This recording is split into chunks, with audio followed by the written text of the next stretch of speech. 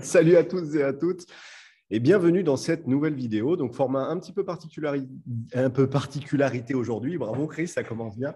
Un peu particulier aujourd'hui puisque, vous le voyez, Flo et moi, on n'est pas du tout dans le même endroit. Donc, Flo, tu es à la maison de mémoire Ouais, je suis dans mon appart, dans ma chambre. avec un beau petit setup. Et puis, moi, je suis au travail, donc j'en profite.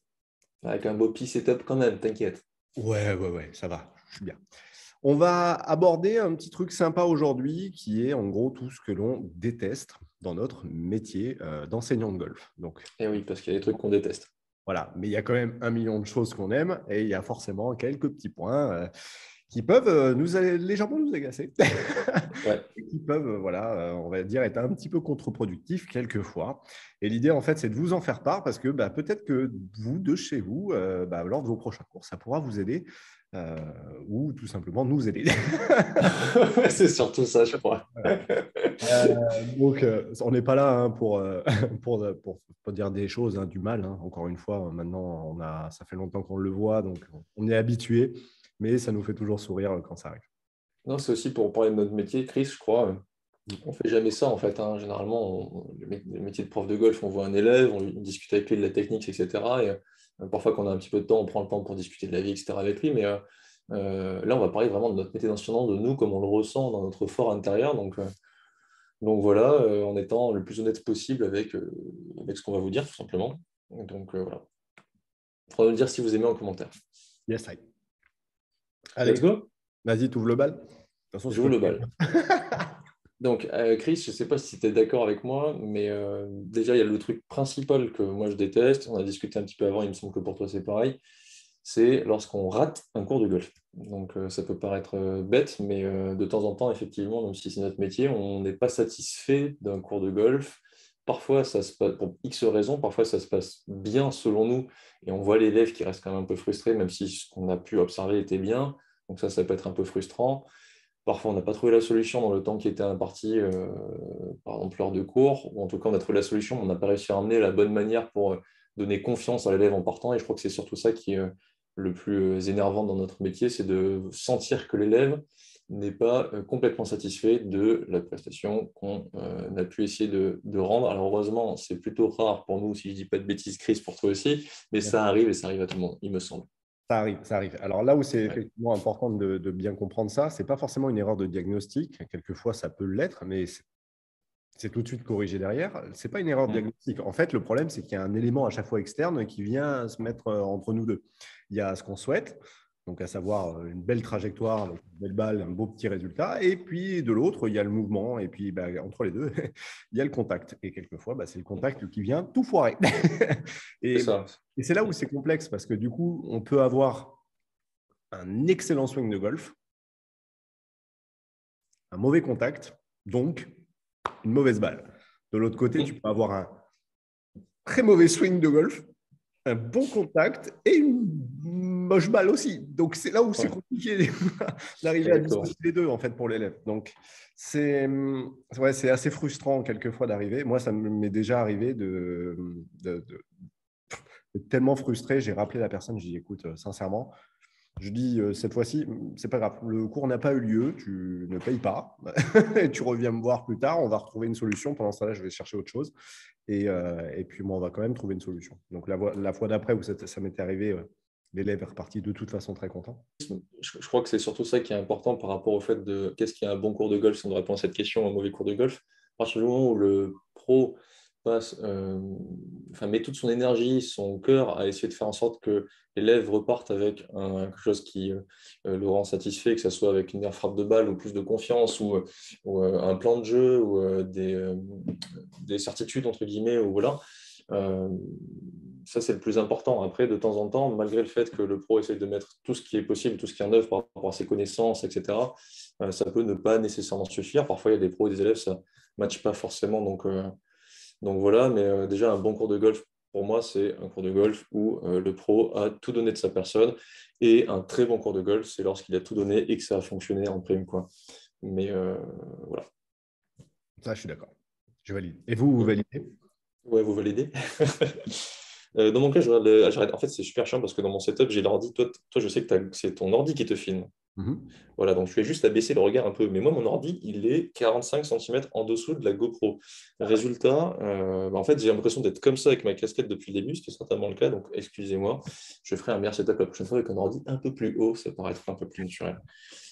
Pour continuer, Chris, donc du coup, on a compris, rater un cours de golf, c'est vraiment le truc principal qui nous embête.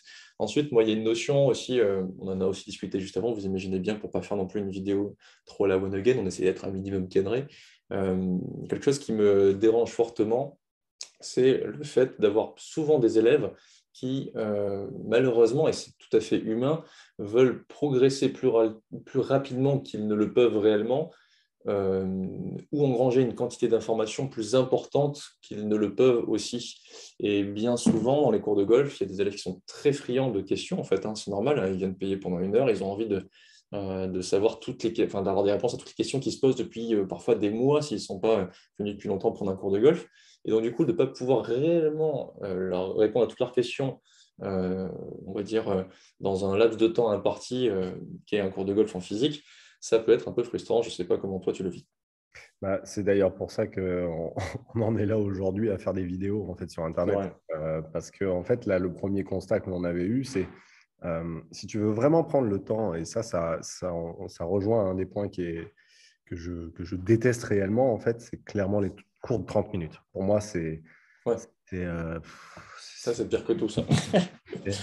c'est vas-y, mets un coup de pinceau et puis en fait, tu n'as pas le temps de faire un vrai diagnostic, tu n'as pas le temps de t'intéresser. Ou alors, ça peut être vraiment juste un check-up en mode je t'ai vu il y a une semaine, on se prend une petite demi-heure, là, ok. Mais il y a des personnes qui viennent avec une vraie volonté de changer des choses et des choses profondes en plus. La personne n'a pas pris de cours depuis pas mal de temps et elle vient te voir avec des attentes énormes pour une demi-heure de cours. Et c'est là où derrière, moi, généralement, je refuse en fait ce type de cours parce que j'estime que c'est de la boucherie en fait, c'est un boucher. Clairement, quelqu'un qui vous prend pour une demi-heure et qui derrière estime que il pourra faire du bon travail en 30 minutes, moi j'estime que c'est pas possible. C'est pas possible. Après, moi, je sais pas pour Pour toi, faire hein. le premier diagnostic en tout cas. Ouais, ouais, là, c'est après, c'est très rare. Moi, j'ai déjà eu des demandes de ce type-là, j'ai refusé aussi, ou alors j'ai expliqué simplement que c'était pas possible, c'est pas comme ça que je voyais la chose. Je sais qu'il y a des golfs, je ne veux pas les fustiger, parce qu'en fait, comme tu le dis, parfois, quand on voit un élève qu'on a déjà vu, en fait, qu'on revoit un élève et qu'on le voit notamment chaque semaine, une demi-heure, ça peut suffire, notamment s'il s'est échauffé avant, qu'il arrive avec son saut déjà prêt, etc., comme ça peut le faire sur certaines structures, notamment salariés de grands groupes, où en fait, là, ça peut à peu près fonctionner, mais c'est assez compliqué quand même, je trouve, pédagogiquement parlant pour nous, en fait, de prendre le temps d'expliquer les choses bien. Il faut aussi construire. Un cours, ça se construit. Et je trouve qu'en une heure, effectivement, on a beaucoup plus le temps. Parfois, en fait, en 45 minutes, ça pourrait être payé. Parfois, il faudrait 1h15. Si on peut, généralement, on le fait aussi. D'ailleurs, on fait durer les cours. L'idée, c'est de bien gérer son temps et de faire en sorte d'évaluer bien comme il faut, de prendre son temps, nous aussi, de notre côté, de ne pas non plus poser un diagnostic trop rapide, d'apprendre à connaître le golfeur, connaître ses objectifs, ses attentes, comment il imagine son swing à la base, est-ce qu'il prend des cours, etc. Donc il y a beaucoup de questions à poser et souvent sur une heure, il y a un quart d'heure de questions-réponses avant même que la première balle soit tapée. Donc surtout si c'est effectivement un premier cours. Donc sur une demi-heure, vous imaginez bien qu'en un quart d'heure qu'il nous resterait, c'est pas possible en fait, tout simplement. Donc moi je suis bien content d'ailleurs d'être indépendant pour ça, de pouvoir donner des cours d'une heure, euh, parce que c'est pédagogiquement c'est quand même 1000 fois mieux, quoi. Enfin, je vais rajouter Voilà. un petit point que je déteste. Regarde la couleur entre ma main et mon avant-bras.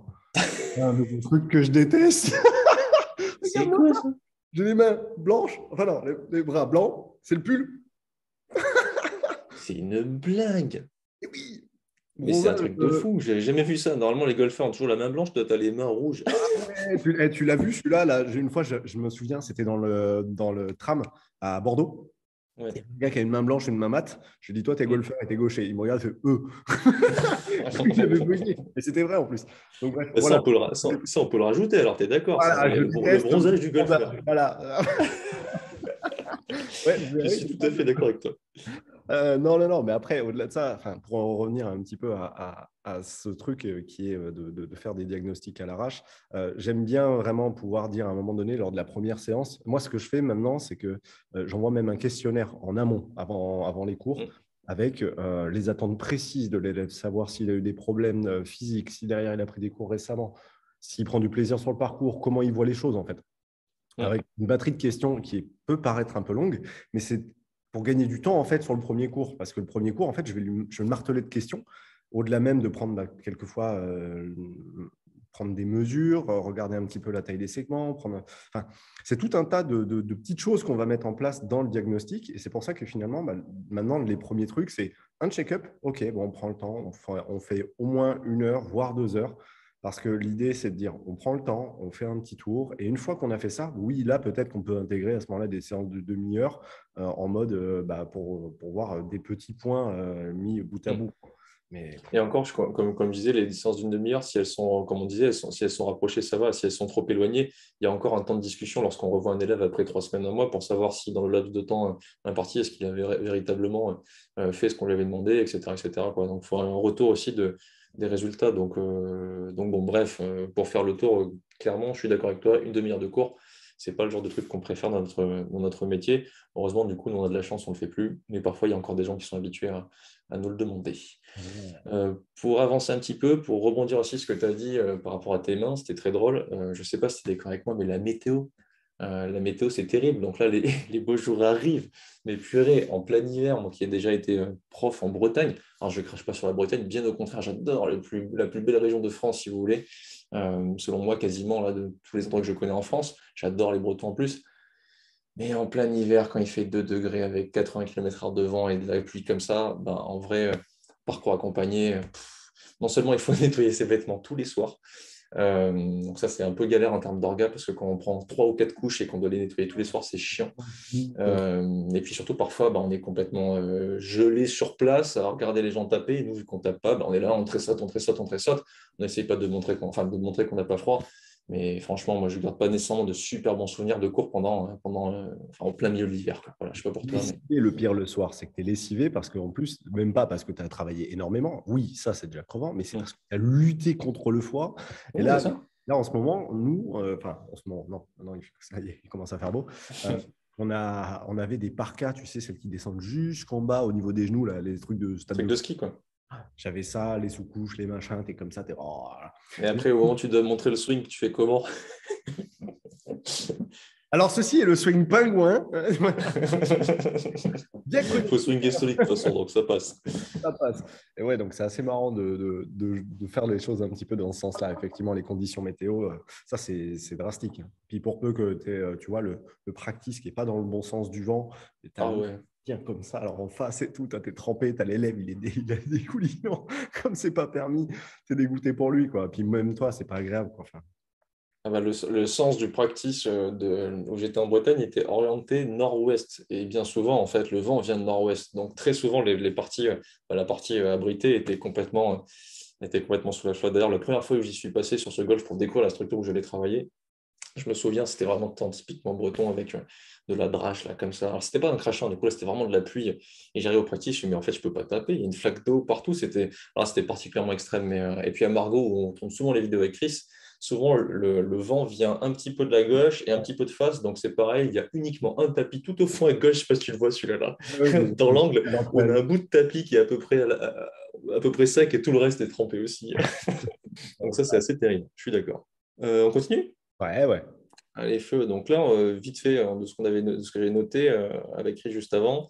Toi, alors moi, je n'ai pas nécessairement beaucoup d'outils pédagogiques puisque je n'ai pas de Trackman ou en tout cas d'outils technologiques surtout.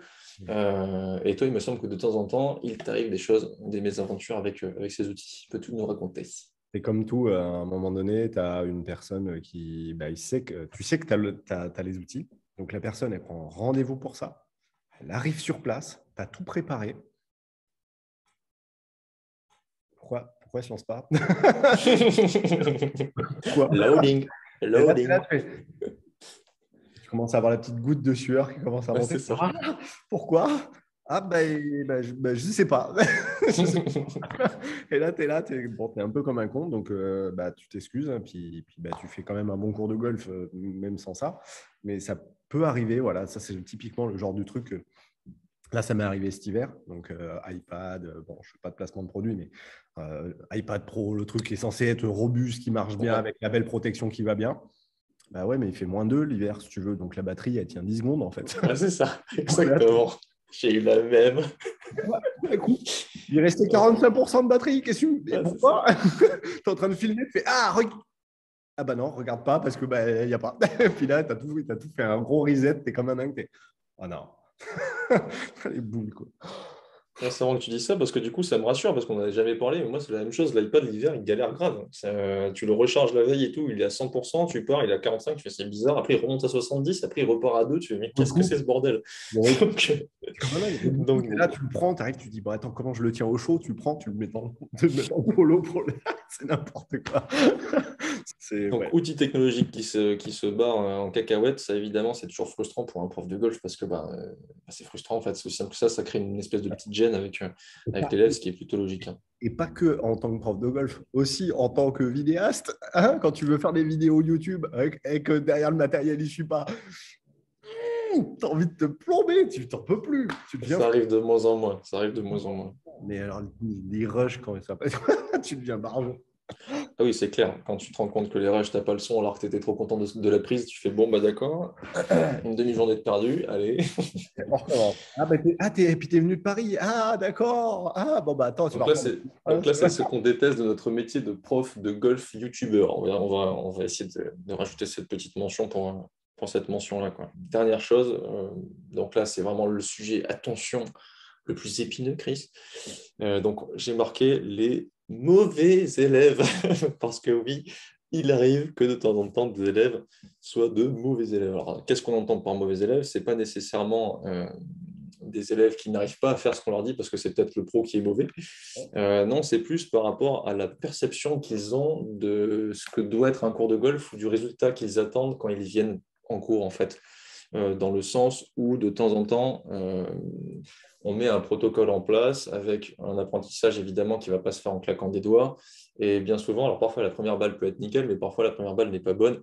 Et ce qui est tout à fait humain, encore une fois, la première balle n'est pas bonne, l'élève se retourne, je ne sais pas si ça te le fait aussi, l'élève se retourne et direct, qu'est-ce qui s'est passé, quoi? Pourquoi ça n'a pas marché? De C'est nouveau. pourquoi ça n'a pas marché. Donc ça, vraiment, il faut comprendre qu'en fait, la progression dans le golf, dès qu'on change quelque chose dans le mouvement, il y a forcément plein de connexions qui doivent prendre le temps de se mettre en place. Donc c'est logique en fait de perdre le contact et souvent de rater des coups de golf. En fait, c'est logique. Et même si les élèves viennent en cours en sachant ça, bien souvent, c'est vis-à-vis de... Ce qui est logique, hein, quand on rate un coup de golf, ça fait chier. Mais petit manque de patience, peur de perdre confiance, perte de repères, tout ça, en fait, ça chamboule. Et parfois, prendre un cours de golf, c'est un peu comme un chaos technique pour certaines personnes. Voilà. Et je le vois surtout moi, avec les juniors. C'est pas avec les adultes, mais il y a cette barrière entre adultes et enfants. Et en fait, quand tu expliques certaines choses, tu revois le junior genre une semaine après et tu lui dis mais tu te souviens pas, on n'a pas vu ça. Et il me dit mais la dernière fois, j'avais pas compris et j'ai pas osé redemander. Tu vois, il y a Ah, des élèves en fait, et ça, on a eu des retours par rapport à la formation que l'on avait faite avec Flo, et qu'on a toujours, hein, elle est toujours ouais. disponible. En gros, il y a le retour des élèves aussi qui se disent enfin, quand on n'a pas compris un truc, j'ai pas peur de redemander parce que je sais que Ouais. c'est une vidéo. Donc, c'est là où c'est dingue aussi. C'est que des fois, tu peux avoir cette micro-barrière, tu sais, prof-élève, et les gens n'osent pas redemander, alors qu'ils savent qu'on est cool, enfin, on n'a pas peur de réexpliquer, mais quelquefois, c'est des petits points qui ne sont pas forcément tout à fait compris. Et plutôt que de reposer la question, des fois de peur, peut-être de passer pour quelqu'un qui n'écoute pas, ils n'osent pas reposer la question, en fait. Donc, ils préfèrent Ouais. ne pas redemander, alors qu'en fait, il faudrait simplement nous le dire, en fait. Dès que je vois il y a une hésitation dans le regard lorsque je explique quelque chose, je demande à chaque fois, genre, bien compris. Parce Oui, oui, que oui, sinon. j'ai compris. Oui, oui, oui. Et puis tu le revois, Et, le coup d'après. Non, pas compris. Non, mais après, ouais, il y a Donc ça. après, voilà, je suis d'accord avec toi, Chris, toute cette notion de prof et de relation élève et pro, donc qui a le savoir et qui doit aider au maximum, c'est pas si simple en fait. C'est un métier qui s'apprend non seulement au niveau des connaissances, mais surtout au niveau je trouve de la pédagogie en fait. Et la pédagogie, finalement, c'est le rapport qu'on a avec les gens plus que ce qu'on utilise pendant nos cours, quoi. Euh, Comme on disait, la gestion du temps, la gestion de la confiance de l'élève, les mots qu'on utilise, voire de temps en temps, en fait, s'adapter aussi par rapport aux mots qu'on utilise, parce que certains mots matchent très bien avec certains et pas avec d'autres, parce que évidemment, bien si on a un débutant par rapport à quelqu'un qui est classé prof d'index, ce n'est pas le même discours, ce n'est pas les mêmes mots qu'il faut utiliser. Et être capable de switcher comme ça d'un cours à l'autre, ce n'est pas forcément quelque chose de facile et d'aisé. Mais bon, ça, c'est pas quelque chose qu'on déteste, hein, ça fait partie du métier, quoi. Mais c'est des petites choses où des fois, je préférais 1000 fois que l'élève me dise, je n'ai pas compris. Voilà. Ouais, c'est bon, tout roule. Et puis en fait, non. La fois d'après, tu lui dis, mais en fait, j'avais pas compris. Ah, mais non, on ne perd pas de temps, vas-y, on trace, on envoie, quoi. La plupart des adultes, quand même, le disent, j'espère. En tout cas, si jamais vous regardez cette vidéo et que vous êtes l'un de mes élèves, dites-le moi si vous ne comprenez pas ce que je vous raconte, hein, parce que sinon, moi, je vous raconte de nouveau, il n'y a pas de souci, hein. Ça fait plaisir. Du coup, Chris, on a terminé. Alors, si, dernière petite chose. Ah, celui-là, on l'a noté. Alors là, c'est un petit message. Pour le coup, celui-là, je ne veux pas dire que c'est un coup de gueule, mais j'ai marqué l'intrus. Est-ce que tu peux nous parler de l'intrus, Chris? Qui est l'intrus? Bah, l'intrus, en fait, c'est pas très compliqué. Tu es en train de donner un cours de golf à le gars qui vient. L'élève ou Une personne qui vient un intrus? Il n'est pas l'élève. Oui. L'élève a payé pour être avec toi, pour que toi, tu lui donnes un cours. Et tu as une personne qui vient se coller là, juste là. Il y a 8 tapis hein, à droite et à gauche, hein, mais il vient se coller au tapis d'à côté. Et puis il tape, et puis après, il vient te voir et fait, mais c'est pas trop ça en fait. Hein. Comment ça, c'est pas trop ça? Tu as la personne qui va venir, en fait, elle va échanger avec toi, elle va te parler normal pendant que tu es en train de donner le cours avec l'autre, parce qu'elle écoute le diagnostic. Et puis en même temps, bah, c'est le genre de personnes qui peuvent de temps en temps faire un petit peu copier-coller aussi. L'autre, il a un problème avec le bras, lui, il a un problème avec la jambe, mais il va prendre le problème avec le bras, il va se le coller sur la jambe, tu vois. Un qui fait du slice et l'autre qui fait ah, j'ai entendu, allez, vim, je vais refaire la même chose, sauf que lui, il a des problèmes de hook et en fait, il essaie de copier ce qui ne va pas. Donc après, là, du coup, il y a deux. On dit intrus, il y a les intrus, en fait. Donc, il y a l'intrus qui vient écouter le cours de golf et qui va essayer de reproduire à côté. Bah, limite, c'est son problème, quoi. Mais c'est plus l'intrus qui intervient. Celui-là, il est extrêmement rare. Moi, j'en ai eu que quelques-uns, peut-être 2 fois dans ma vie, mais je me rappelle encore aujourd'hui, quoi. Et du coup, ouais, non, là, c'est par contre, moi, j'essaie de prendre l'image comme si vous alliez au médecin, quoi. Vous êtes rentré dans le cabinet avec le médecin. Et puis, en plein milieu de la consultation, il y a quelqu'un qui rentre, quoi. Et vous êtes à poil, en fait. Et il écoute, en fait, par la porte, et il ouvre et il dit au médecin, écoutez, vous voyez bien que c'est pas son sgeg qui a un problème, c'est ses fesses, quoi. Enfin, ce que je veux dire, c'est que là, ce qu'il faut comprendre, c'est que... Non, attends. Non, ce qu'il faut comprendre, c'est que là, l'élève est à nu. C'est-à-dire que lorsque vous êtes en train de donner un cours de golf, le mec est en train de rater des shots, il sait que les gens peuvent être autour en train d'écouter. Donc, il y en a qui font les choses bien, qui viennent demander, ça vous dérange si je suis là? Et moi, souvent, je regarde l'élève, je dis, il faut demander à l'élève, en fait, surtout, quoi. Et s'il dit pas de souci, bah, du coup, pas de souci, vous pouvez rester, écouter, regarder si vous voulez. Mais parce qu'on est des êtres humains, si vous les regardez, c'est avec curiosité, c'est pas si mal placé que ça si vous le faites bien. Mais par contre, venir, ne rien dire, écouter, regarder, déjà on sent un regard. Donc parfois on regarde et la personne ne regarde pas, elle regarde autre part. Donc en fait, c'est bizarre, comme un zombie, quoi. Et qui ensuite se permet du coup de dire, alors que machin, mais en fait, je pense que je me permets, hein, mais c'est peut-être le coude. D'accord. Voilà, bah, du coup, quand ça arrive, bah, c'est un peu dérangeant, quoi. Et donc voilà, moi, c'est pas le truc que je kiffe le plus dans les cours de golf. Après, c'est encore une fois, le mec, il veut juste être gentil, certainement, et c'est pas juste pour se faire ramener, c'est pour essayer d'aider, c'est juste que c'est un peu maladroit, quoi. C'est toujours plein de bienveillance. La personne qui peut aider, de toute façon, c'est toujours bienveillant. Mais malheureusement, c'est maladroit. C'est-à-dire qu'il y en a qui vont te juger de l'esthétique. Ils vont faire ah ouais, mais regarde, ton coude, il est en l'air. Ouais, mais peut-être que lui, il n'a pas le choix, en fait. Et en fait, c'est là où c'est important de faire attention de qui vous prenez les conseils. J'avais un ami qui était anglophone, Richard, et lui, il était là, il me dit Richard. Richard. Et lui, il était en train de me dire à chaque fois, et il me dit, je vais le prendre avec l'accent.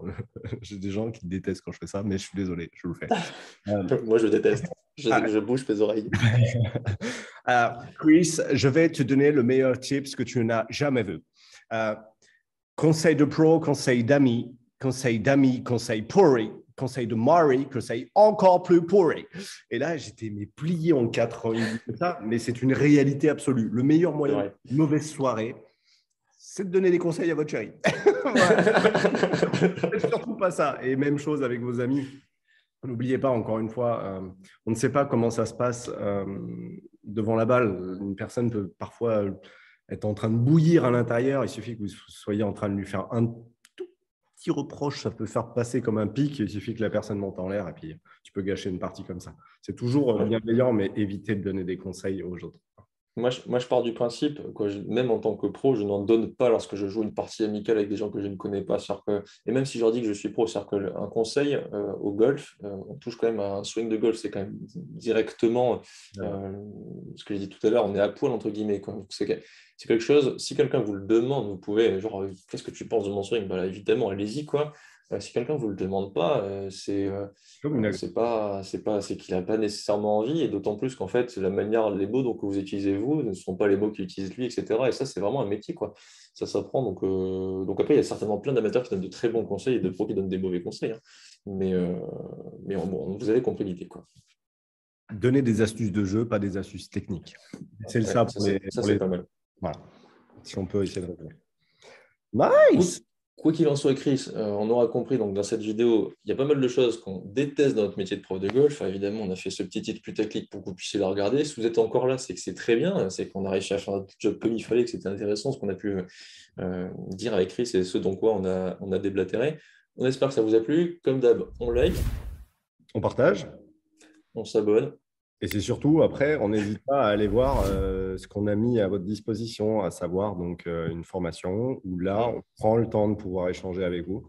On a 10 heures de tournage sur un parcours de golf, chose qu'on ne peut pas faire malheureusement donc, dans notre métier au quotidien. En gros, si on devait passer 10 heures sur le parcours à vous expliquer chaque situation de jeu, je pense une petite quinzaine de parcours accompagnés de 4 heures, ça pourrait faire à peu près le même job. Donc l'idée, en fait, c'était plutôt que de devoir passer par là, on a essayé de tout mettre dans une formation et le tout, bien évidemment, en vidéo pour que vous puissiez le regarder quand vous voulez, à votre rythme. Et comme ça, il n'y a plus qu'à aller voir.